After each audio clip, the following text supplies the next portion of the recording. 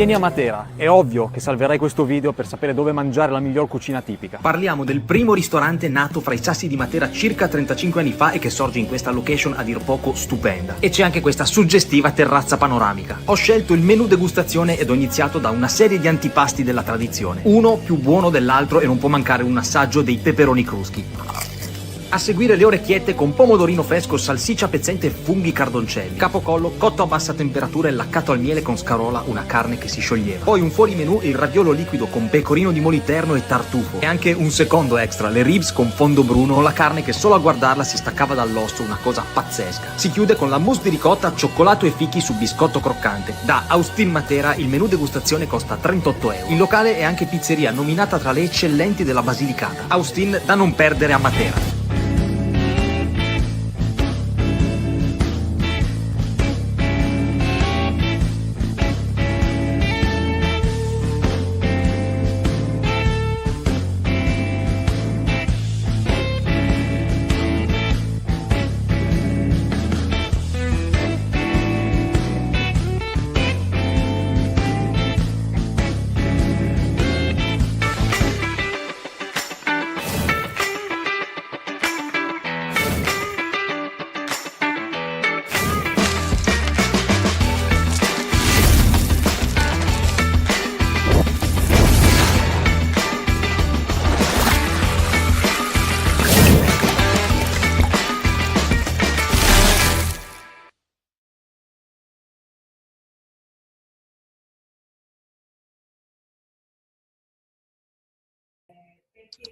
Buonasera a tutti e benvenuti alla nostra nuova puntata.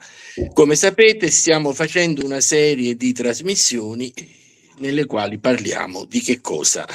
Parliamo di queste maledette guerre che stanno scoppiando in giro per il mondo, che sono già scoppiate in giro per il mondo. Io ho interrotto la normale programmazione della trasmissione perché vi confesso che in questo momento mi sentirei ridicolo a parlare dei normanni, degli angioini con quello che sta capitando. Come sapete, sto coinvolgendo gli altri redattori di Officina Mediterranea in questa serie di trasmissioni perché voglio che i nostri ascoltatori sentano più voci. Stasera abbiamo Giampiero De Clesis, ti saluto. Buonasera a tutti, ciao Enrico. Senti Giampiero, adesso vorrei mandare la sigla e dopo ti chiederò anche, se tu sei d'accordo, di fare una breve tua presentazione. Donato Rinaldi. Buonasera, sì, se puoi aspettare un attimo che fai un attimo il riassunto delle puntate precedenti perché la sigla si sta caricando, purtroppo abbiamo un problema. Benissimo. Allora, ho detto che abbiamo coinvolto altri redattori e ve li ricordo nella prima puntata di questa serie contro le guerre abbiamo avuto la nostra Gabriella Guerriero, Ted Maligno dalla Scozia, Francesco Celotto e Giovanna Consolo che ci hanno fatto le loro riflessioni sulla guerra e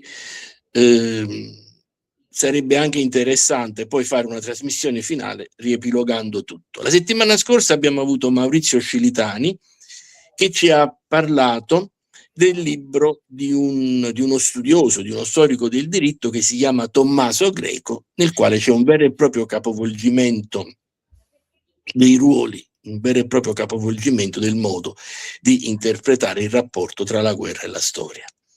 E stasera abbiamo, come ho detto, Giampiero e aspettiamo anche altri. Ecco, questo avevo dimenticato di dirlo e colgo l'occasione per farlo.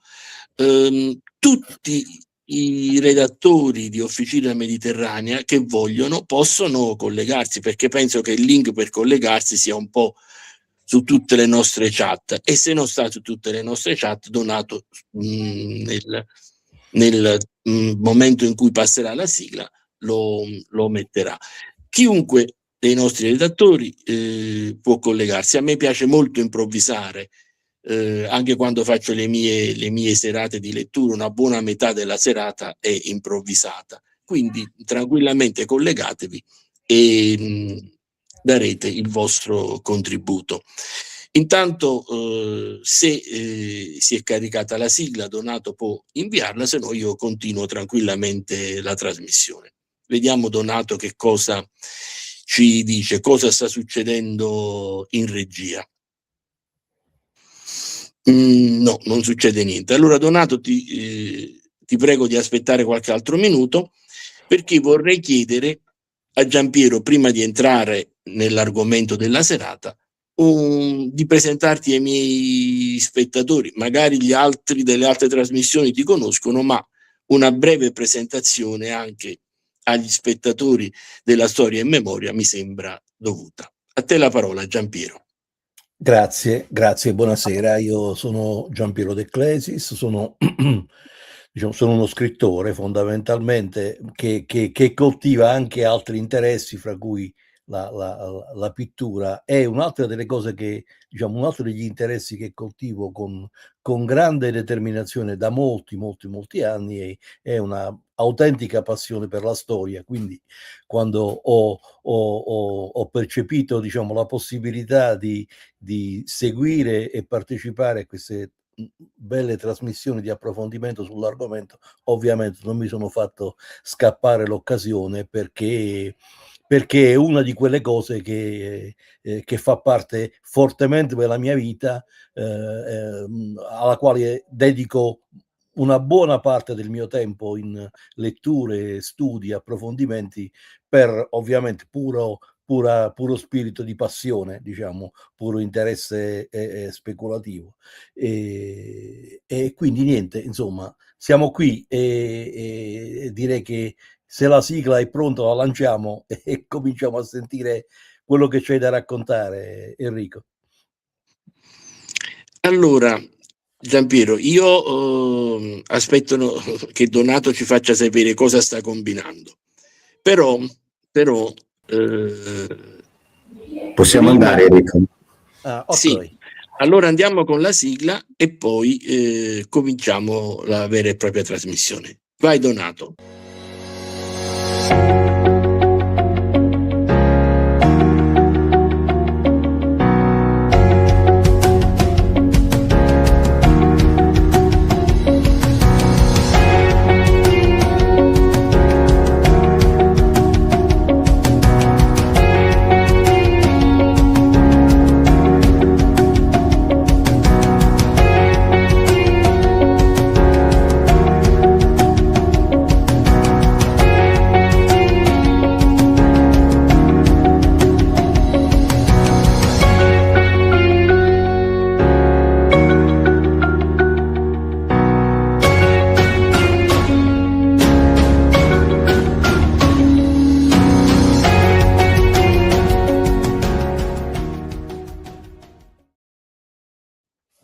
Beh, Giampiero, questa sigla è stata proprio faticata, e si vede che Donato l'ha aggiustata all'ultimo momento, perché addirittura ha sbagliato il suo cognome.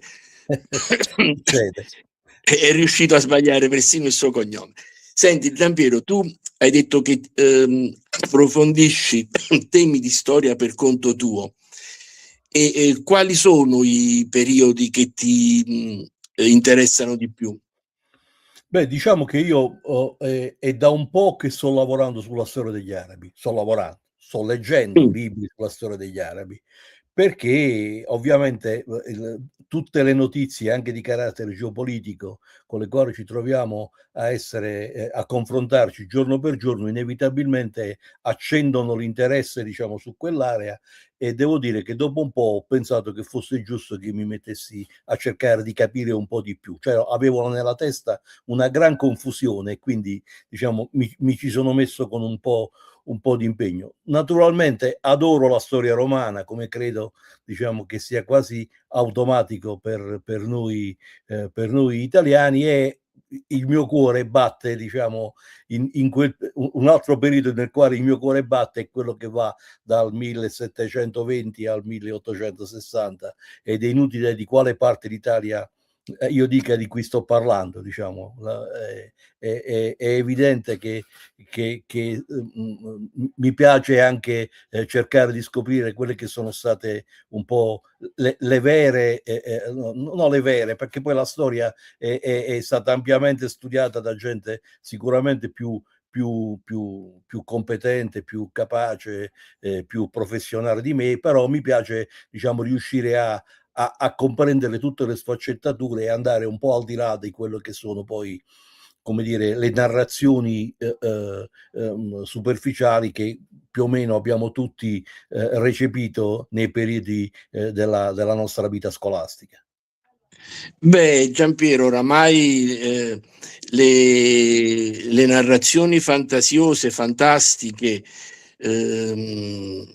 dell'ufficialità, dell'Accademia sono ampiamente bruciate, nel senso che oramai sono nettamente minoritarie e continuano ad esistere solamente in questa bolla che è costituita da università, sussidiari e trasmissioni televisive. Per il resto, se tu giri per Napoli oramai vedi la bandiera, la nostra bandiera praticamente dappertutto.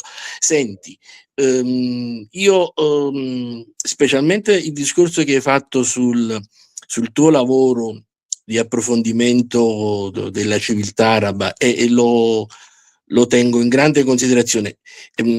Non penso che sarà una cosa a brevissima scadenza, perché adesso c'è altro che incombe, però ecco, in tempi medi, non tempi brevi né lunghi, ci risentiamo e facciamo una trasmissione di approfondimento proprio su questo argomento. Ovviamente la nostra trasmissione è una trasmissione nella quale si parla in maniera molto semplice, non so se l'hai notato, cioè, sì, se vogliamo facciamo anche degli approfondimenti, però generalmente noi preferiamo usare un linguaggio che arrivi a tutti, quindi non devi sentirti obbligato a fare chissà quali analisi complesse. Sì, questa è una cosa che dobbiamo mettere in preventivo, se tu sei d'accordo. Volentieri, con grande piacere, con grande piacere. Grazie. Allora, senti, io ho visto un saluto da Giovanna Consolo, che sicuramente avrà sentito che l'ho nominata, e la settimana scorsa io ho anche parlato del suo intervento, che è stato davvero toccante. Poi ho visto che Gabriella Guerriero sta salutando, però non ho letto cosa ha scritto, per la verità. Non sono riuscito a leggere. Mi chiedeva di quale periodo mi interesso particolarmente. La domanda è... Comunque, Gabriella, se ti vuoi collegare per salutarci e per dire la tua anche stasera, ovviamente sei la benvenuta, lo sai benissimo, insomma. Tu sei il mio braccio destro e anche il mio braccio sinistro. Allora, ecco qua Giovanna Di Stefano. Buonasera a Buonasera. tutti. Buonasera. Ciao, ti stavamo aspettando. Sì, Senti, ero a Giovanna. scuola e ho finito adesso, scusate. Benissimo. Io farò in questa maniera, farò una mia riflessione iniziale e poi tu e Giampiero vi aggancerete alle cose dette da me, aggiungerete qualcosa. Se non siete d'accordo con me, ovviamente lo direte, e questo mi farà solamente piacere. Però prima di iniziare vorrei che tu facessi una tua breve presentazione. Tu sei socia di Officina Mediterranea, collabori in che veste a Officina Mediterranea? Ecco, insomma, dacci qualche notizia su di te, per piacere. Sì, io presento gli autori emergenti, perché sono anch'io un'autrice di libri e penso che la collaborazione sia fondamentale per far conoscere gli altri e far conoscere anche me stessa. E mi interessa anche di molti, insegno all'oratorio ai bambini piccoli, faccio ripetizioni per loro e loro sono contenti, cioè lavoro molto sul sociale. Senti Giovanna, dall'accento mi sembra che tu sei del profondo sud, o sbaglio? Sono nativa di Ragusa, ma vivo a Milano. Sì, grazie ma per difatti l'hai l'occasione. perso proprio l'accento ragusano, te lo posso... Grazie. Sì. Ragusa, città bellissima, tra l'altro. Sicilia è un capolavoro. Grazie. Allora, iniziamo la trasmissione, ragazzi, che dite? Sì, Certamente. Come voi avete sentito nelle altre trasmissioni, io ritengo che la guerra sia sempre un orrore e anche un errore. Ritengo che non esistano guerre giuste. Secondo me non possono esistere guerre giuste. Non può essere giusta una guerra perché in una guerra ci sono delle autorità, dei capi di governo, dei capi di Stato che mandano a morire dei giovani di 20 anni e questo non può essere mai giusto. Un giovane di 20 anni ha tutta la vita avanti a lui e ha il diritto di viverla quella vita. Non ci può essere una guerra tanto giusta, tanto importante da portare ad un sacrificio del genere. Questa è la mia osservazione principale. Però voglio aggiungere un'altra cosa e mi ricollego anche al discorso fatto dal professore Tommaso Greco nel suo libro. Io lo semplifico, lo faccio non da studioso di filosofia del diritto, ma lo faccio da persona di tutti i giorni. Io penso che l'uomo non sia nato per fare la guerra. È vero che se tu prendi un sussidiario di un liceo e leggi la storia, sono guerre uno dietro l'altra, ma non è questa la normalità. Io credo questo. L'universo è stato creato da qualcuno, non si è creato da solo. Poi un'altra volta vedremo perché non è possibile che sia creato da solo. Chi ha creato l'universo ha voluto creare anche delle persone in grado di studiarlo, in grado di capire che cosa c'è attorno a loro e ha dotato queste persone, questi individui di ragione. Quindi l'uomo è nato per studiare quello che c'è attorno a lui, per cercare di comprendere il mondo. Quindi noi siamo nati per studiare, per approfondire la realtà, per confrontarci con gli altri uomini, per crescere insieme agli altri uomini. E se poi in questo percorso ci sono delle guerre, sono delle deviazioni dalla nostra naturale natura, dal nostro naturale modo di essere, da quello che dovremmo naturalmente fare. Perché nell'umanità operano tutte le forze, no? Operano le forze del bene, le forze del male, come in tutte le altre realtà dell'universo. Ma io penso che l'uomo è nato per confrontarsi con gli altri uomini, per stare con gli altri uomini, per fare l'arte, per pittare, per fare il teatro e la guerra sia sempre un grandissimo errore. Ovviamente io in queste puntate ho cercato disperatamente qualcuno che mi contestasse, qualcuno che la pensasse diversamente da me, perché mi farebbe piacere avere delle opinioni diverse, però non ci sono riuscito. Evidentemente i redattori di Officina Mediterranea sono tutte persone molto buone che vogliono guardare l'umanità da questo punto di vista. Perché mi piacerebbe anche, ovviamente se c'è qualcuno che non la pensa come me può collegarsi e avrà tutto lo spazio di questo mondo. Queste sono le mie posizioni. La guerra è sempre un orrore. Chi manda delle persone, dei giovani di 20 anni a morire, non so come faccia poi la sera a mettere la testa sul cuscino e la mattina a guardarsi allo specchio, e penso che noi uomini siamo nati per quello che stiamo facendo noi adesso stasera, confrontarci. A voi l'opinione. Non mi dite niente, Giovanna, ma procediamo in ordine di collegamento. Diamo la parola prima a Giampiero. Grazie. Beh, devo dire, diciamo, che se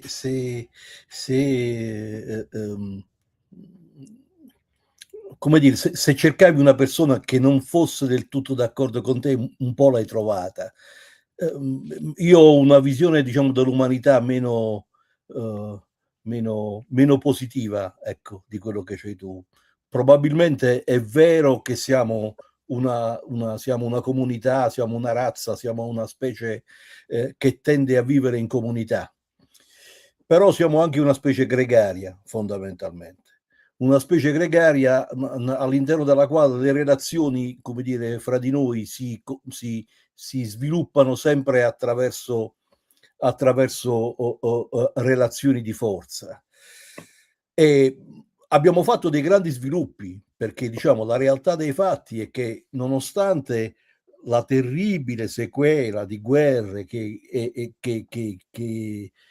si sviluppano in tutta la storia dell'umanità, è indubbio, diciamo, che l'uomo moderno è meno preda degli istinti di base di quanto non fosse in epoche precedenti. È altrettanto vero che se devi combattere per mangiare, diciamo, una cosa è combattere per mangiare, una cosa è combattere per imporre uno schema di civiltà, perché la realtà dei fatti è che noi siamo passati da un periodo antico, primitivo, nel quale i confronti avvenivano fondamentalmente per la gestione delle risorse, per l'acquisto delle risorse. Oggi viviamo drammaticamente un momento nel quale il confronto va ben al di là perché le nostre civiltà oramai sono civiltà opulente. Se voi pensate che con quello che costa un missile di questi intercontinentali che vengono utilizzati, diciamo, ci si potrebbe sfamare per un anno una delle nazioni sottosviluppate, e in questo momento tra israeliani, americani, iraniani si staranno sparando fra di loro migliaia di questi missili. Tenete conto quindi di quante risorse noi stiamo sprecando inutilmente. Stiamo sprecando inutilmente in una lotta che in questo caso è semplicemente una lotta di egemonia culturale. Non che la lotta per la sopravvivenza sia giusta, però è comprensibile. Oggi fondamentalmente quello che accade è che ci sono società che noi abbiamo costruito, della quale noi abbiamo una grande responsabilità, che sono diventate delle società predone. Il liberalismo sfrenato, il liberalismo senza misura, ha fatto sì che il motore di tutto non fosse più l'umanesimo meraviglioso al quale fa riferimento Enrico, che vorrebbe vedere gli uomini, diciamo, seduti intorno a un tavolo a parlare, a scambiarsi opinioni e ad arrivare alla formulazione di un parere o di una soluzione comune. Il liberalismo sfrenato spinge ad accumulare, all'accumulo oltre ogni più minima, diciamo, decenza.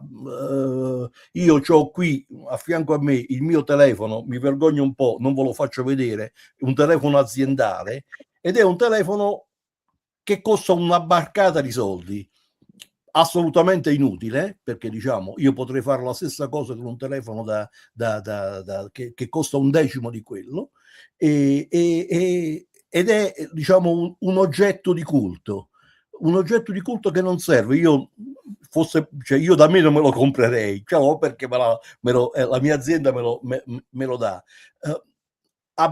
Possediamo molto di più di quello che potremmo, e quindi la grande differenza fra quello che era il passato e quello che è oggi probabilmente è in questo fatto. Ciò nonostante, mediamente gli uomini sono diventati, o tendono a diventare, meno violenti, meno aggressivi, meno schiavi della lotta per la sopravvivenza. Immaginate che non 2000 anni fa, io ho 64 anni, 25 anni fa, 30 anni fa, diciamo, in Italia l'omicidio d'onore era legittimo. Oggi sembra una cosa, giustamente, per intenderci, sembra un abominio. Abbiamo fatto dei passi avanti. Probabilmente nel tempo riusciremo ad arrivare a diventare quegli animali ragionevoli, umani, finalmente, ai quali fa riferimento Enrico nella sua visione. Temo però che tutt'oggi, diciamo, i sentimenti, le pulsioni, soprattutto le pulsioni legate al desiderio di accumulare, siano ancora molto forti, e ci vorrà del tempo, soprattutto, diciamo, io penso che la pace è figlia dell'uguaglianza ed è figlia, come dire, della capacità di ripartire le ricchezze fra tutti. Fino a quando rimarremo prigionieri di questo nostro sistema nel quale chi più ha lavora per avere sempre di più, le tensioni rimarranno forti, come dire, e la guerra, che è uno strumento abominevole, su questo io sono ovviamente assolutamente d'accordo con Enrico, sarà difficile da estirpare nelle relazioni fra le nostre società. Scusatemi, mi sono allungato, mi taccio. Va bene, va benissimo invece. Senti, Giovanna. Sì. Allora, io concordo. Allora, innanzitutto non ho detto buonasera a tutti e ringraziarvi che mi avete, perché sono appena arrivata dalla scuola, ho finito alle 6 e quindi per quello che sono arrivata in ritardo. Io condivido quello che ha detto il signor Giampiero, penso proprio questo, che finché i ricchi vogliono diventare più ricchi, schiavizzano i poveri e li uccidono. Ma alla fine chi muore è sempre la popolazione. E questo è il grave. Io ho avuto l'esperienza di Hiroshima e volevo leggervi qualcosa che ho scritto. Per non dimenticare Hiroshima e Nagasaki, che sono i simboli globali di pace e resilienza. L'aeronautica militare statunitense il 6 agosto del 1945 alle 8:16 sganciò sulla città di Hiroshima la prima bomba atomica, la Little Boy, seguita solo 3 giorni dopo dalla città di Nagasaki, causando la morte di circa 220.000 persone, quasi esclusivamente civili. La temperatura al suolo raggiunse i 6.000 gradi, causando una distruzione totale. Morirono all'istante circa 80.000 persone. Altri persero la vita a causa delle radiazioni. Nonostante la devastazione, l'uomo non si è fermato, portando alla produzione di testate nucleari sempre più complicate e distruttive. La popolazione giapponese ha vissuto con la paura tramandata da generazione in generazione. Io ho visitato in Giappone la città di Hiroshima e nel parco del Memoriale della Pace arde giorno e notte ininterrottamente dal 1 agosto del 64 la fiamma della pace, Heiwa no Tomoshibi, che simboleggia l'impegno per l'eliminazione delle armi nucleari e il desiderio di una pace mondiale, rimanendo accesa fino a quando il popolo non sarà libero dal nucleare. E l'Atomic Bomb Dome, un edificio sopravvissuto vicino all'epicentro e oggi un monumento alla pace, oltre il museo che espone oggetti sopravvissuti dopo il bombardamento atomico, al fine di far conoscere le conseguenze devastanti e la dura realtà. Con questo voglio sottolineare che è sempre il popolo che ci va di mezzo, sono i più deboli. I ricchi diventano più ricchi e i poveri diventano più poveri. Io lavoro per la Caritas e posso garantire che sia gli italiani che esteri c'è una miseria non indifferente e noi ascoltiamo le loro storie, le aiutiamo con la beneficenza e tutto il resto. Non è così roseo come pensiamo. I ricchi se ne stanno bene loro, ma i poveri sono sempre più poveri perché si cade in trappole come perdere il lavoro, perdere la casa, perdere la famiglia, perdere un affetto. E anche questa è una guerra. Bisogna aiutare questa gente anche economicamente. Chi ha più soldi che aiuti queste persone invece negli armamenti, che distrugge, sono distruttive le guerre. Questo io penso. Aiutiamo più il popolo, gli umili. Allora, un messaggio perdonato. Se ci sono persone che si vogliono collegare, io ho visto qualcuno che scriveva come posso fare insomma c'è il link, tutti quelli che vogliono collegarsi possono farlo, anche se da questo momento in poi sarà solo per un brevissimo saluto e non molto di più. Poi noi abbiamo 2 corrispondenti, uno in Scozia ed uno in America. Ted in Scozia e Michael in America.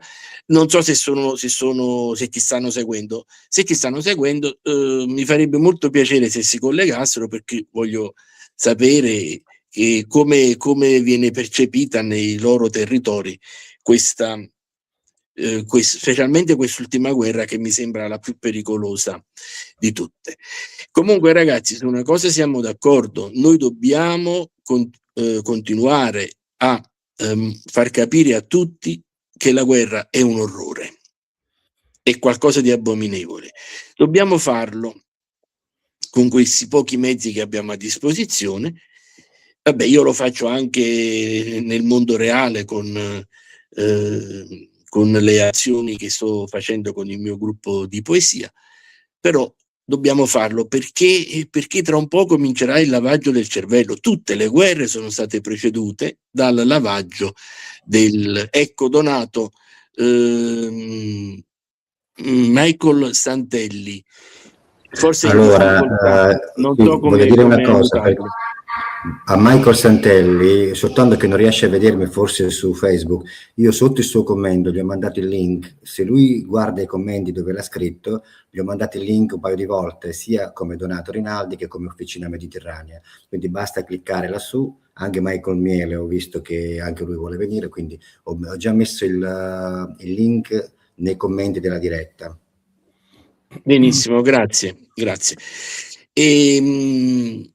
Noi dobbiamo far capire a tutti che questo lavaggio del cervello, già ho visto che hanno cominciato nei telegiornali servizi magnificando la potenza e la grande efficacia di certe armi, che non ho manco capito quante persone riescono ad ammazzare in una sola volta. Quindi comincerà, come è sempre stato, tutte le guerre sono state precedute da più o meno lunghi periodi di lavaggio del cervello.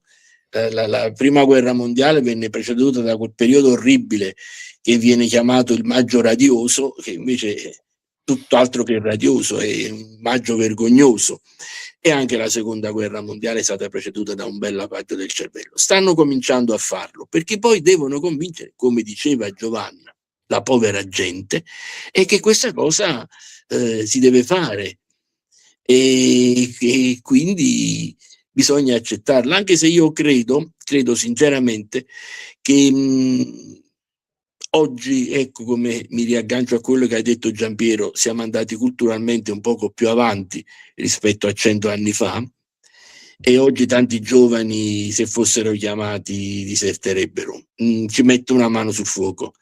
Non credo che tanti giovani oggi partirebbero così passivamente a farsi massacrare per questi... Per me si suiciderebbero, perché se mettono la regola che in guerra ci devi andare, ti fucilano se non ci vai, ed è più facile che si suicidano. Già di giovani ne abbiamo poche. È grave la cosa. Anche perché, vede, una volta magari andare in guerra poteva essere vedo posti nuovi, ma adesso giustamente i posti li vedono in giro per turismo, non hanno più tutta questa voglia di vedere. E poi che cosa vedono? Guarda che tornano con delle malattie non indifferenti, malattie mentali. E c'è gente che si separa perché quando tornano sono completamente pazzi, oppure hanno delle... Cioè, non è andare in vacanza. Io ho girato il mondo, io sono stata anche a Dubai, è stupendo quello, ma adesso non è tanto tranquillo in quelle parti lì. Cioè, andare per gite è una cosa, andare in vacanza. No, io penso che oggi i giovani, sono d'accordo, oggi i giovani non andrebbero con tanta superficialità in guerra. Nei film fanno vedere questi treni che partono con ragazzi entusiasti che salutano, ma penso che oggi tutto questo non succederebbe. Con la cameretta, lo stereo, le cuffie, voglio vedere con la disciplina che poi lì si suiciderebbero. Secondo me sarebbe una strage di suicidi, guarda. Ma pur di io non fare quello che gli dicono gli altri. Devo dire, non voglio fare i bastian contrario, ma non sono del tutto d'accordo con quello che state dicendo, perché vedete, certo, se ci mettiamo nell'ottica di prendere i nostri ragazzi e mandarli da qualche parte, è ovvio che quello che dice Enrico lo griderebbero in 3000. Però provatevi a mettere nell'ottica invece di quei ragazzi con gli iPod che giocano che usano Facebook, che gli piacciono i videogiochi, che abitavano in Ucraina. E vedete che diciamo il ragionamento che state facendo comincia a tremare. Comincia a tremare perché di fronte, come dire, all'aggressione di qualcuno che viene dall'esterno c'è l'istinto di difendere se stessi, la casa, la famiglia. Poi certo ci sono 100.000 tentativi di No, soffiare su Giampiero, ti rispondo e poi faccio subito la domanda a Michael. Una cosa è essere aggrediti e una cosa è essere messi nei treni o negli aerei e partire per andare in una terra lontanissima a farsi ammazzare per dei plutocrati. Penso che se devi difendere la casa tua, ma se devo difendere la casa mia, anche io la difendo. Ma un'altra cosa è quello che vogliono fare ora. Siamo perfettamente d'accordo. Infatti, su questo siamo perfetti. Senti, volevo chiedere una differenza. Sì, voi sicuramente conoscete Michael, il nostro corrispondente da Seattle. Michael, come si percepisce in America tutto questo? Enrico, che devo dire? Prima di tutto, cerca di dire delle cose che non ci fanno arrestare, però. Buonasera a tutti, ben trovati, e mi dispiace che non riesco a essere in contatto spesso, però ne parleremo in un'altra volta con la Casa Italiana e tutto il resto. Quello che voglio dire, che un consiglio, quello che ho imparato, questa è la mia esperienza, che si applica in generale, è che quando si parla di America e americani non bisogna fare di tutta l'erba un solo fascio. Una cosa importante è bisogna distinguere tra il sistema oligarchico che purtroppo si è stabilito in America.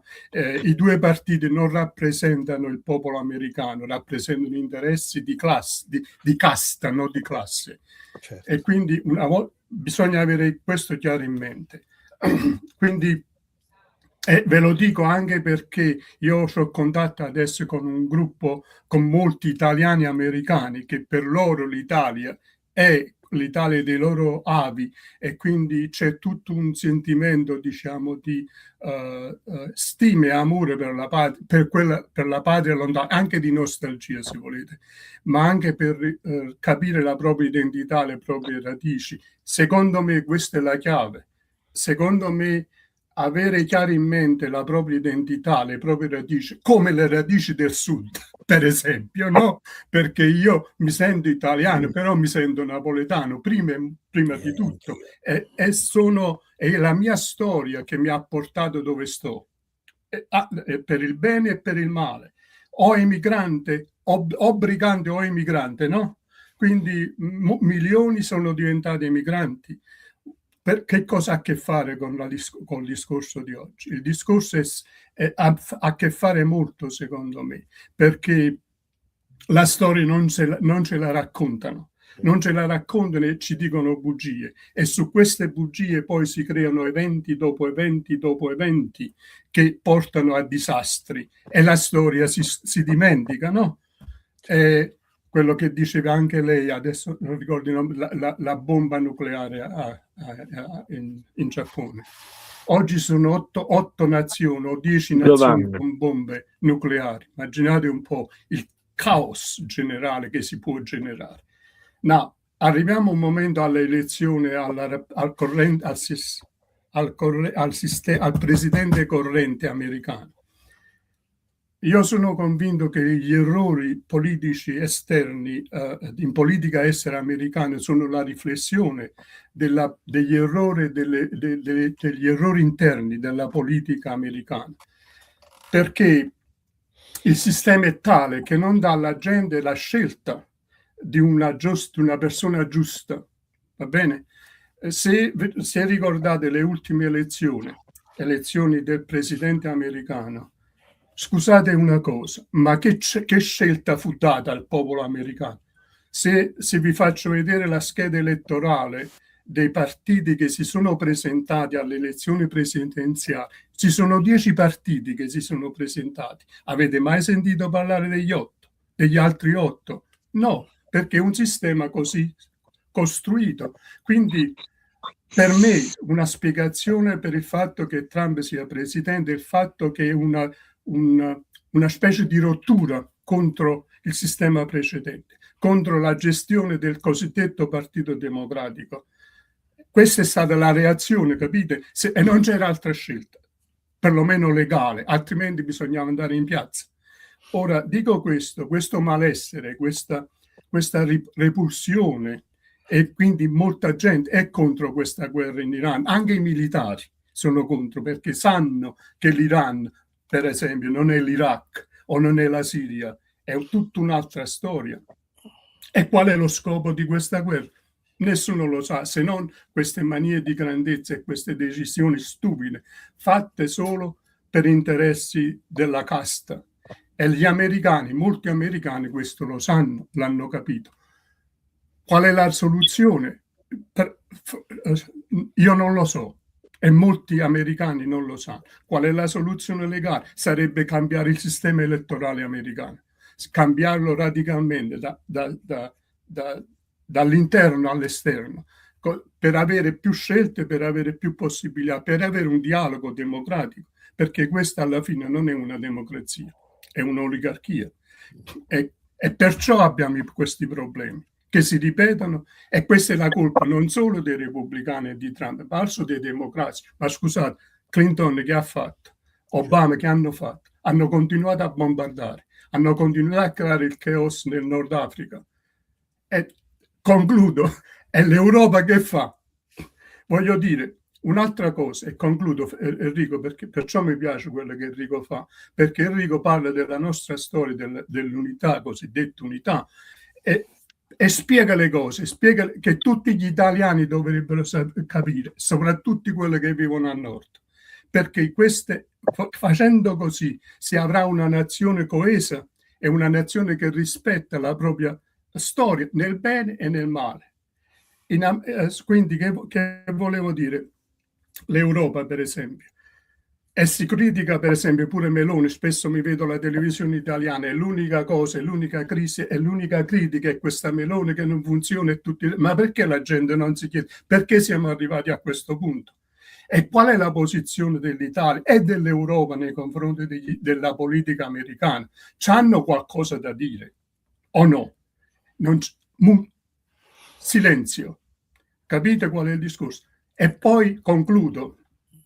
Quando si parla degli americani in Italia, bisogna capire la storia, come al solito. L'Italia perse la guerra alcuni decenni fa e sapete qual è stato il risultato? Anche grazie agli inglesi che hanno sempre la mano lunga, perché vorrei vedere che stanno facendo dietro le quinte. Ci sono 120-140 basi americane in Italia. Questo significa che l'Italia è una nazione che ha una libertà limitata nel decidere, nel fare. Vogliamo renderci conto di questo? Una volta che ti si rendi conto di questo, quindi ti porti in una posizione tale di discutere con gli invasori, diciamo, o con quella parte della politica americana che è aperta al dialogo, al discorso, non queste barriere. Vedete come le cose si connettono, e perciò si arriva a questo punto di rottura dove il megalomane del momento decide per tutti, perché gli americani non hanno avuto un'altra scelta e per cambiare hanno dovuto votare il megalomane. Perché non è stata data una scelta alle persone? E perché l'Europa non interviene in maniera concreta e dire: signori cari, questo è il discorso che noi dobbiamo, e questo anche perché ci interessa a 4 miglia da casa nostra, e perché dobbiamo pagare il petrolio a un costo esorbitante, ma perché non si possono fare accordo con la Russia, che Trump alla fine ha cercato di fare, ma capite? E gli europei si oppongono a questo. Vogliamo finire la guerra in Ucraina e facciamo la pace con la Russia. E la facciamo bene, non coprendoci il deretano, no? Sapendo la storia. Questo è il discorso, dall'America e dall'Europa. Il popolo viene imbrogliato. Questo vi dico. Una volta che ci si rende conto di questo, allora bisogna non ascoltare più questi signori, che sono degli imbroglioni, dei venditori di fumo, però sono arrivati lì anche grazie agli altri venditori di fumo dall'altra parte, che adesso accusano questi qua. Ma perché non si guardano nello specchio, sia in Europa sia in America? E con questo concludo, signori cari. Allora, Michael, traggo due conclusioni dalle cose che hai detto tu. Uno, quello che volevo sapere, come è stata accolta in America questa guerra. Pare che il popolo e l'opinione pubblica americana non sia molto d'accordo. Due, tu hai detto i venditori di fumo cominceranno a vendere il loro fumo, e hai detto quello che avevo detto io prima, quando ho parlato di lavaggio del cervello che a un certo punto questi potenti fanno nei confronti di noi del popolo. Noi cosa possiamo fare? Noi quattro, più tutti gli amici che hanno scritto e che ci seguono. Dobbiamo parlare di pace. Non possiamo fare altro. Dobbiamo parlare di pace e convincere che e convincerci e convincere gli altri che la strada sia quella. Certo, le deviazioni, come giustamente dice Giampiero, ci saranno sempre. Certe forze non smetteranno mai di operare, ma noi dobbiamo credere che sia possibile sempre superare le differenze, le difficoltà con il ragionamento. L'altro Michael, non Miele, non riesce assolutamente a collegarsi, a volte internet fa queste cose, allora io gli chiedo di scrivere quello che voleva dire e lo leggerò io. Maurizio Scilitani ha detto delle cose sulle quali io sono Maurizio Scilitani ha detto delle cose sulle quali sono perfettamente d'accordo, però chiederò a Giampiero di commentarle prima di terminare. Voglio lasciare Enrico, Michael. volevo dire solo una cosa, non voglio usurpare il tempo. L'unica cosa, per me la risposta deve essere, non può che essere personale a questo punto. Io, per quanto mi riguarda, quello che sto facendo, perciò lavoro con la Casa Italiana, con gli italiani americani, voglio far sì che la nostra storia si conosca, la storia italiana, e che gli italiani americani la capiscono, e perché i loro avi sono emigrati, ed essere cosciente e orgoglioso della propria cultura e della propria lingua, no? Perché c'è questo, non dimenticate, l'Italia non è che sia l'ultimo carro, così. E detto questo, avendo coscienza della propria identità, uno si può porre al tavolo della discussione e dire: signori cari, questo è il mio background, questa è la mia cultura, questo è il modo di vedere, queste sono le soluzioni che noi proponiamo partendo dalla nostra storia, dalla nostra cultura, questo che la nostra storia ci insegna. Se volete stare ad ascoltare, ascoltateci. Capisci che voglio dire, Enrico? Sì. Allora, adesso noi dobbiamo liberare Donato entro le 19, massimo 19:05 per gli impegni suoi. Allora io farei così. Volevo che Giampiero commentasse le cose dette da Maurizio Scilitani, quindi poi darei, non so se Matteo Molino riesce a farci sentire la sua voce, e farei chiudere, giustamente, come giusto che sia, alla nostra Giovanna. Farei in questa maniera, però ecco, ma è perché Michael Santelli pure è americano, un po' lungo il discorso, comunque sono pochi in USA che si preoccupano della questione, si lamentano. Bella, questa è una cosa importantissima. Questa è una cosa importantissima. Il popolo americano di cosa si preoccupa? Del fatto che stanno aumentando i prezzi, e hanno ragione. Non gli si può dare torto. Anche noi italiani dovremmo preoccuparci di questo, perché, come dice Michael, la risposta è individuale. Noi dobbiamo difendere il nostro piccolo, le nostre famiglie, i nostri cari. Allora ho dato un certo ordine di interventi, rispettiamolo. Giampiero, commenta le cose bellissime che ha scritto Maurizio. Io sulle cose che dice Maurizio sono assolutamente d'accordo, ci mancherebbe. È chiaro che purtroppo siamo in un momento nel quale che è un momento che è cominciato già da un po' di tempo, per la verità, sono già diversi anni, se non un decennio, in cui il diritto internazionale è diventato, come dire, un cerino dietro il quale si nascondono tutti. Oramai il cerino è stato anche spento. Il problema vero è che noi ci troviamo sempre di più all'interno di una, come dire, di una fattispecie che è un po' quella della famosa trappola di Tucidide. Tucidide si racconta la storia tra Atene e Sparta e dice come essa si sia originata fondamentalmente dal fatto che Atene temeva che Sparta diventasse troppo potente e quindi la attacca prima che abbia la forza, ed è quello che sta succedendo fra Stati Uniti e Cina, diciamo. Questa è la verità dei fatti. Noi stiamo assistendo a una guerra fra due superpotenze, una in calo e l'altra in ascesa, nella quale la prima cerca di mantenere il suo predominio e avvengono 100.000 piccole guerre, diciamo, per interposta persona, in Iran, in Iraq, in Siria e così via di seguito. E ahimè, la verità dei fatti è che tutto questo avviene nella più totale illegalità internazionale, ma su questo anche di questo noi dobbiamo cominciare a ragionare, perché questo problema è un problema serissimo, perché quando il presidente degli Stati Uniti oggi, o il presidente della Russia ieri, e domani sarà il presidente della Cina, perché per intenderci i cinesi stanno mettendo in cassetta i crediti per poter poi pretendere Formosa senza colpo ferire, perché dopo aver consentito alla Russia e agli Stati Uniti di fare i loro porci comodi, pretenderanno anche loro di fare i loro. Questa è la verità dei fatti. In questo sistema bipolare praticamente oramai dei rapporti di forza, noi ci troviamo in grande difficoltà perché la maschera è caduta.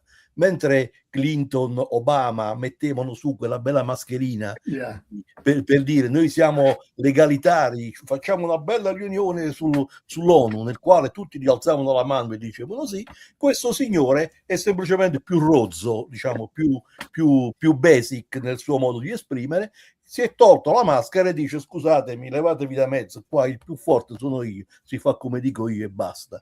E questo è il vero grande problema, perché noi europei ci troviamo in una condizione di essere, come dire, minoritari non come numero, minoritari come mentalità. Abbiamo smesso di ragionare di noi stessi in termini di proiezione esterna. Siamo chiusi, ognuno nel suo piccolo, a coltivare il suo orticello, perché non dobbiamo aumentare, non dobbiamo badare a che cosa dice Tizio, chi dice Caio, chi dice Sempronio. Tutto questo ci porta, con una logica di trascinamento, sempre di più una dimensione che è molto simile a quella degli Stati Uniti. Caro Michael, quello che succede da noi in Italia è molto simile, anche da noi governano le oligarchie. Sono d'accordo. Sono andati da un pezzo.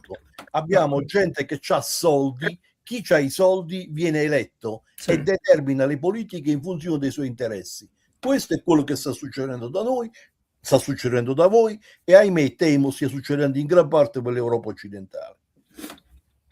Senti Donato, Matteo non riesce a collegarsi, comunque lo aspettiamo nella prossima puntata, così come abbiamo perso per strada anche Vincenzo Serra, anzi ricordiamogli che è debitore del suo contributo perché non riusciva, anzi si vedeva ma non si sentiva.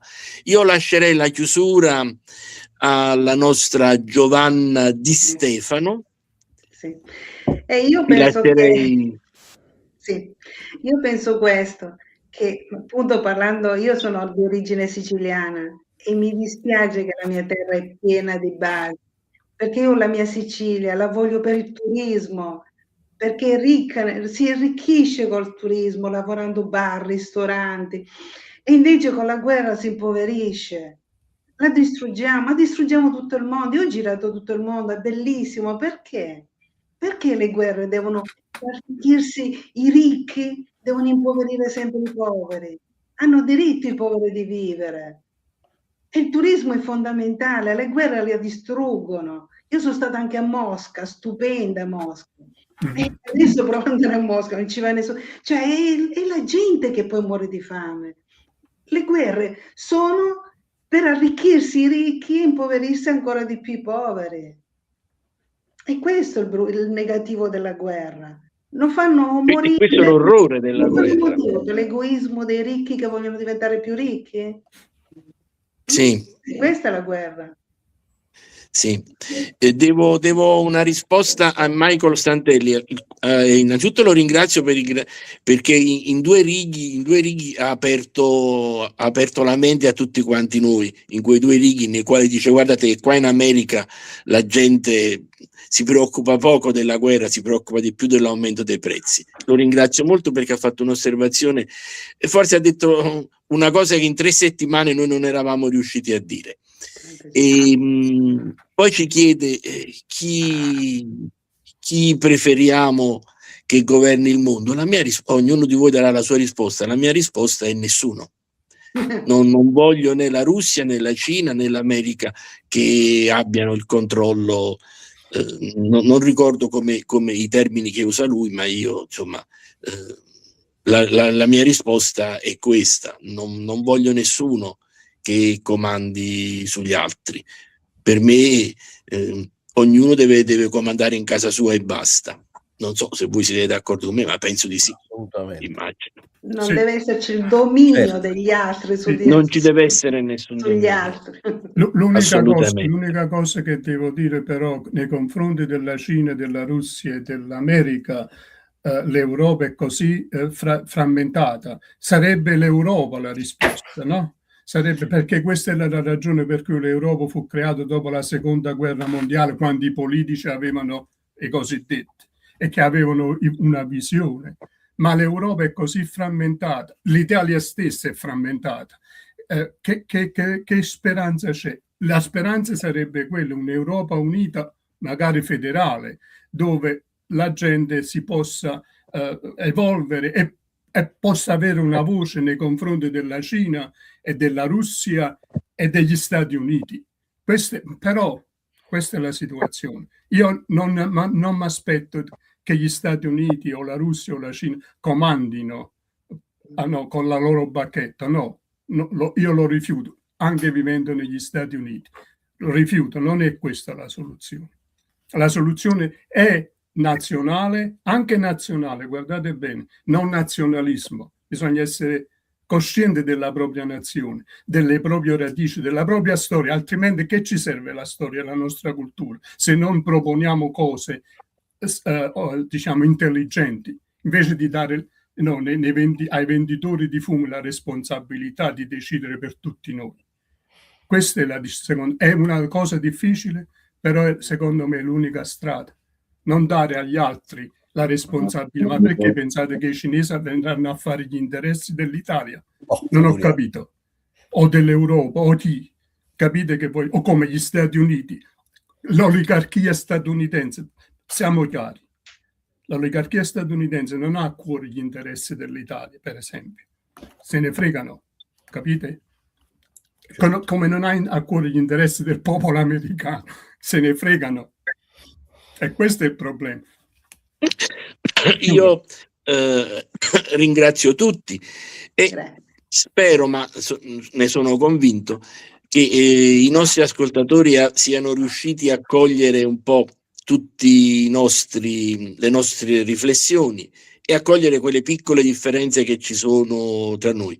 Penso che tutti quanti siamo riusciti a esprimerci, anche se in tempi piuttosto ragionevoli, compiutamente. E la prossima settimana torneremo su alcuni temi.